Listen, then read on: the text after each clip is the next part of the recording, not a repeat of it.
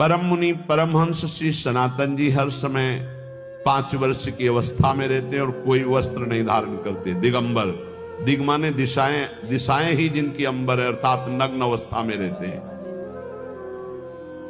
ये वर्णन करते हैं कि एकादशी व्रत को हरितोष व्रत कहते हैं। भगवान की प्रसन्नता के लिए, हरिजू की प्रसन्नता के लिए एकादशी व्रत रहा जाता है। प्रायः समस्त वैष्णव जन रहते हैं। जो रसिक जन प्रियाजू के चरणों के अनन्य हैं, उनका एक ही व्रत है, श्यामा श्याम की 8 पहर उपासना करते हुए अपने मन वृत्ति को श्यामा श्याम में समर्पित करना। पर जो एकादशी व्रत रहते हैं परम धन्य हैं, वो हरितोष व्रत है। अब एकादशी व्रत का नियम क्या है और कैसे एकादशी व्रत का फल मिलता है, कई बार चर्चा हुई। बहुत सुंदर शास्त्र प्रमाण के अनुसार श्री सनातन मुनि बोल रहे हैं, जिसे एकादशी रहनी हो और एकादशी का फल प्राप्त करना हो, उसको 3 दिन, एक तो दशमी और एक द्वादशी और फिर बीच में एकादशी, उसको 3 दिन संयम में रहना होता है, तब बीच की एकादशी का उसे फल प्राप्त होता है। जिसे एकादशी व्रत रहना हो, उसका नियम है कि दशमी के दिन कांसे के पात्र का त्याग करें।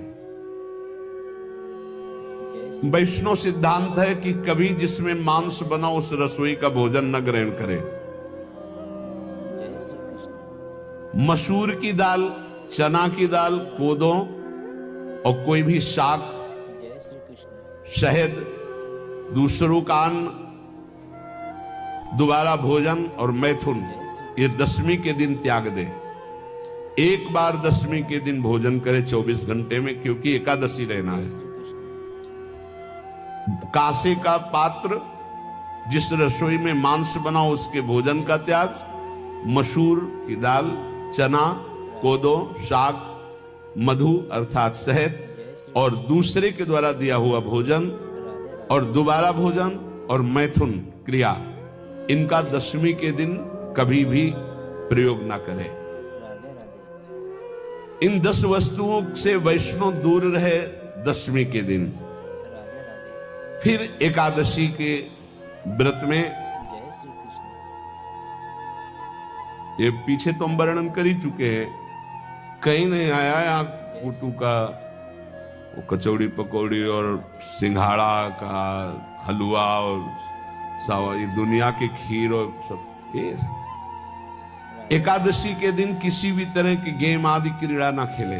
जैसे अब आज व्रत है तो बैठे हैं अपना मोबाइल में गेम खेल रहे हैं, ऐसा कोई भी क्रीड़ा नहीं, द्यूत क्रीड़ा, किसी भी तरह का गेम, ये सब खेल नहीं। एकादशी के दिन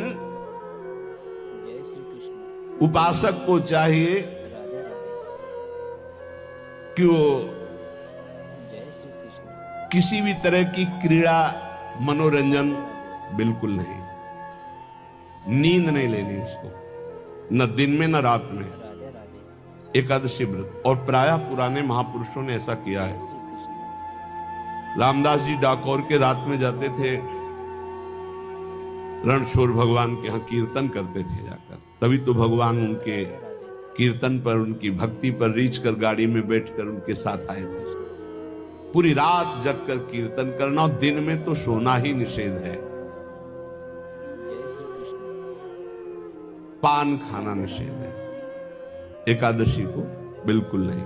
जो व्रत रह रहे, वृक्ष से तोड़कर जो दतून की जाती है, एकादशी के दिन नहीं। दूसरे की निंदा करना, चर्चा करना नहीं, अर्थात अधिकतर मौन व्रत धारण करे एकादशी के दिन। चुगली करना, कोई चोरी करना, वाणी से, शरीर से, मन से किसी को दुख पहुंचाना, भोग करना, मैथुन करना,